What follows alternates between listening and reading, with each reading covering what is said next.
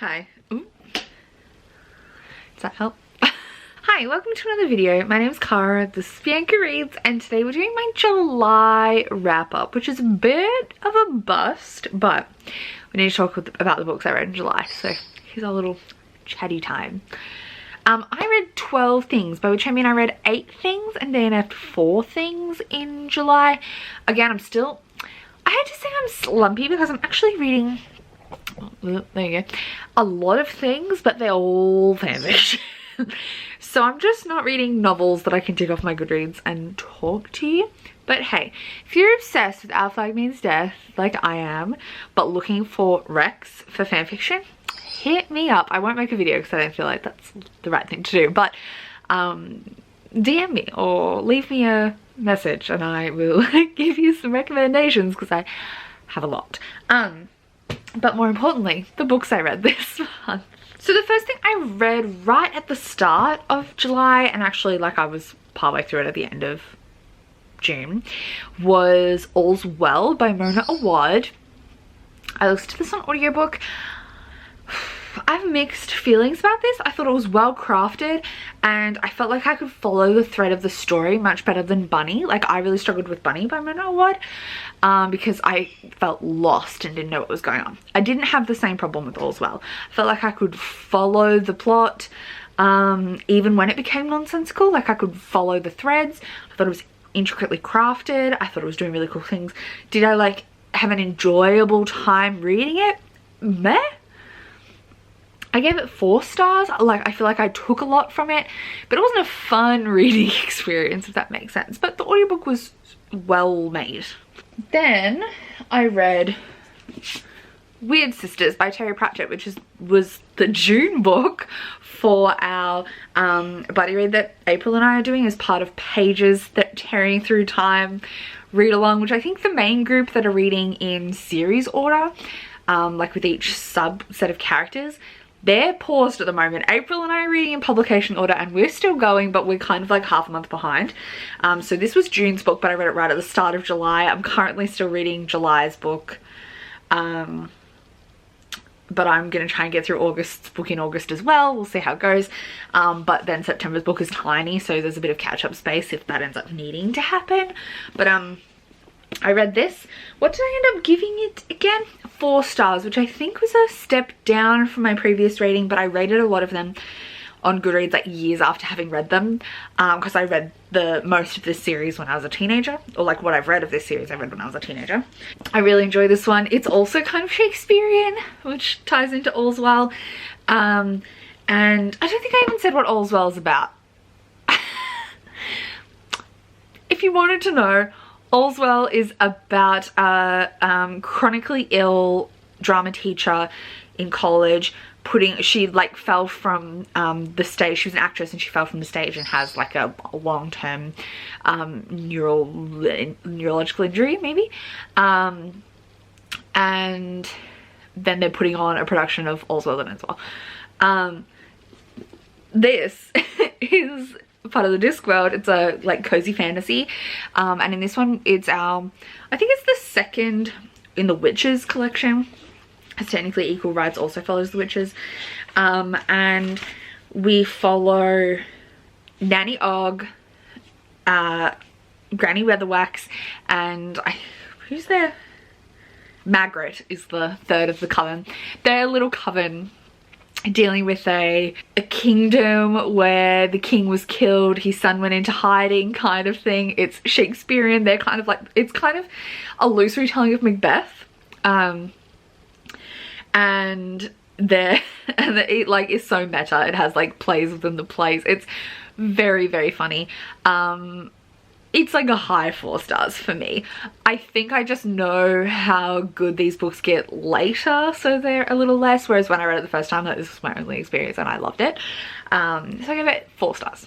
Then I had my first DNF of the month, which was 4 Aunties and a Wedding by Jessie Q Sutanto. I feel like this just really fell into a book that became a just mishmash of tropes. It's the sequel to Dial A for Aunties, which I adored. It was so strong, funny, well balanced, didn't fall into tropes too badly, and when it did, it was kind of making fun of itself. This, I think, felt like, it's like when Disney puts out a good movie and then makes a shitty made-for-TV sequel. Like, they just weren't the same. They didn't have the same vibe. It's also like following the main character's wedding, and so it felt very contrite, like very cliche. I wasn't enjoying what was happening. It didn't have the same level of depth and layers. I just was not having a good time, so I yeeted myself out of there. I think I was about halfway when I left. Then after that, I read What Abigail Did That Summer, which is a Rivers of London novella. So this one follows Abigail, obviously, who is the main character of the series, Peter Grant's cousin. And she's solving a little side mystery that's taking place at the same time as the previous book in the series, full book. And I had a great time with this. I was a little scared. I was calling it a middle grade. I think it's actually more like a YA, but also you wouldn't read it as a standalone, so it's more like, I don't know. I don't know how to categorize it. It's following a teenager. It's not inappropriate for teenagers necessarily, but it also takes place in a larger series which would be inappropriate for teenagers. So keep that in mind. This is a magical murder mystery. That's the whole series. This one was more like a missing kids, not a murder, but it was so good. I was surprised with how good it was. I was kind of nervous going into it, and I had a great time with this. I gave it 4 stars. Then, like 10 minutes in, I DNF'd Extasia by Claire Legrand. This, I know nothing about this because I was kind of going in kind of blind. I knew it had some kind of like religious tones, but it was meant to be like a dark fantasy was what I thought I was getting into. Like on page 2, I listened to the audiobook, but like within minutes, she was calling herself like not like other girls, and I feel like it was meant to be a kind of critique of that, but it didn't come across well. It felt very generic. I wasn't having a good time. I was like struggling through the prose. And I just was not enjoying myself. Like immediately put me on edge and I was not having a good time. So I, again, yeeted myself out of there. Then I read a 5-star read, which I knew I was gonna love this. And I knew like 2 pages in that I was gonna love this. Like I thought I would love it before I even read it. 2 pages in, I was like, well, this is 5 stars, and it was. And that is The Atlas Six by Olivia Blake. This is probably like no surprise to anyone. It's like right up my alley. It's the right kind of prose for me. It felt very similar to like the Night Circus prose, but just in a vibe way, not in a like the plot is anything like the Night Circus. It just kind of like gave me that same feeling. Like I love flowery writing, but it's done just the right way, and this really hit that niche for me. I loved the characters intersecting and how everything kind of like hinged on the dramatic irony of what people knew about each other and what people didn't. I didn't love the ending, but like I can see how it's set up for the next book in the series. Like it just was missing like the one extra gut punch that would have like made it perfect. But still, like it was a 4.5. I rounded up to 5 stars. I had a really great time. Then I listened to Reckless Girls by Rachel Hawkins. Sorry, forgot entirely what her name was for a brief moment. This is an island murder mystery thriller. I liked her past book, sorry, my phone's going off, The Wife Upstairs, which was a Jane Eyre retelling, but also a thriller. I really liked that one. This one, not a fan. I don't think there's anything wrong with it. I just think it's not my type of thriller. It just was not my vibe. And I didn't get along with it. I read the whole thing. I don't know why. I was like at like 90% of the way through the audiobook and I was like, I should have just DNF'd this like an hour ago. What am I doing? And I overall gave it 2 stars. It was not for me. It was not my vibe. So yeah, I probably shouldn't have even picked it up, considering like, I think I expected it to be something else than what it was.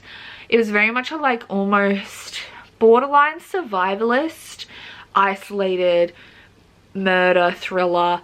but also a lot about the twisted up interactions people have with each other. It just was not overall my vibe. 2 stars.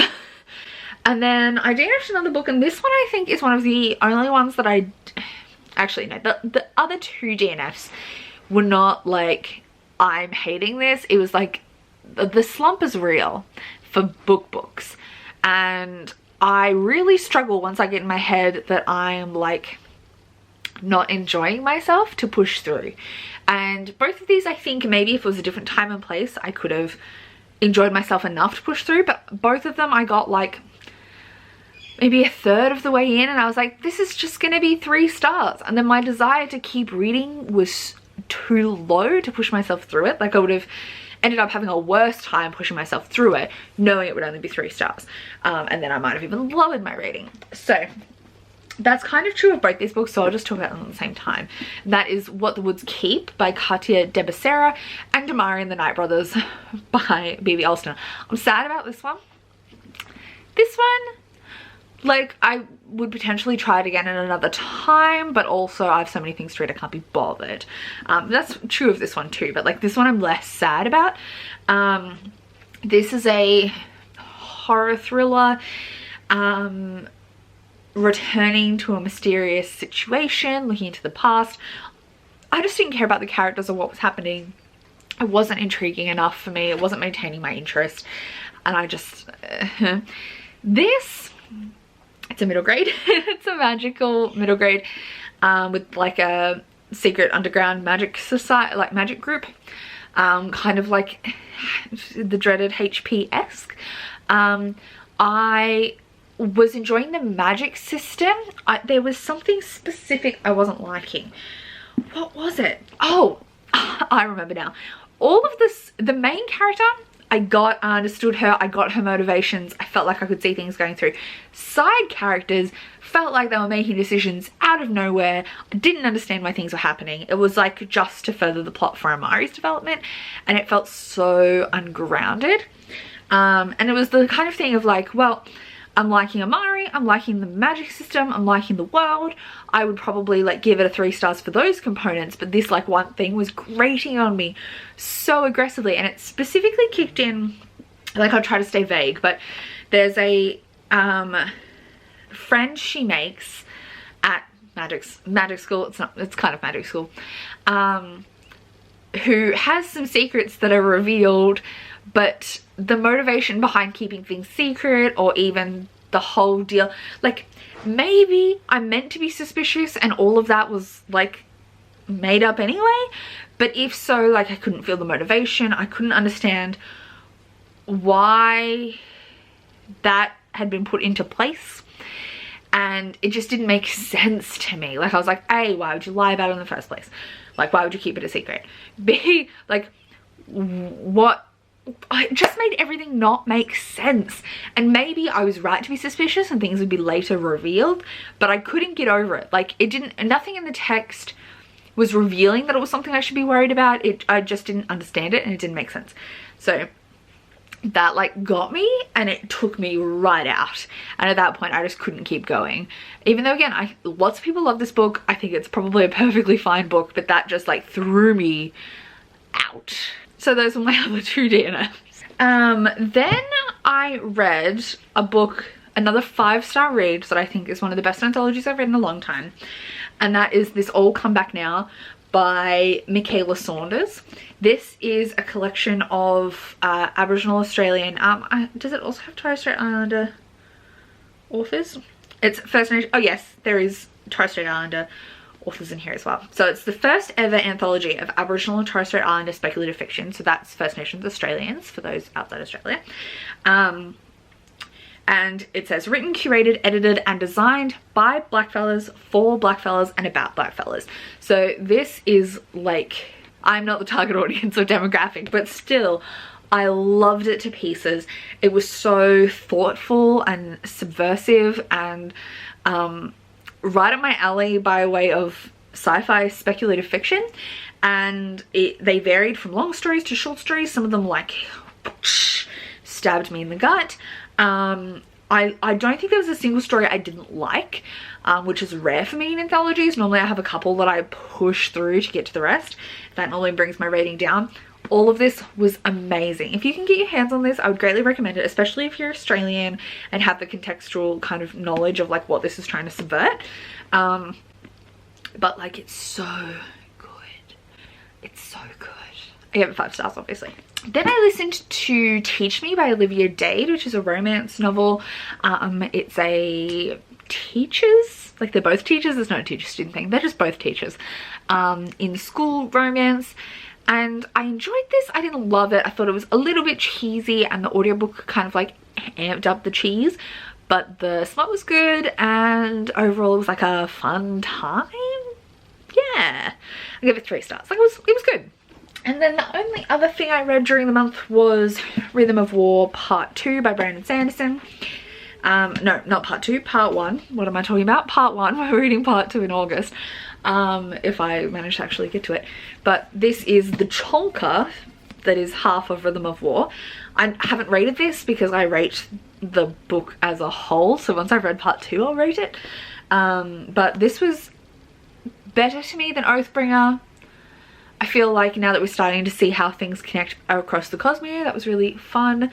But yeah, I don't have deep thoughts about this yet. Wait till my August wrap up, hopefully, to hear more. So those are the books that I read in July. Thank you so much for watching this video, and I'll see you soon with another one, and hopefully it's not too far of a gap between, because I'm in struggle town, babes. I'm in struggle town. Thank you so much for watching. I'll see you next time. Bye!